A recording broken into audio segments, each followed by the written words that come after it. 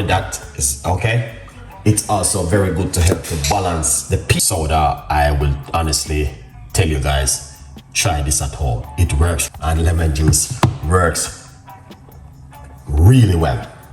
All right, because yes, baking soda and lemon juice has been using for centuries. It's very powerful, effective, same way up till this very day. All right, so I'm gonna show you once again how to do this.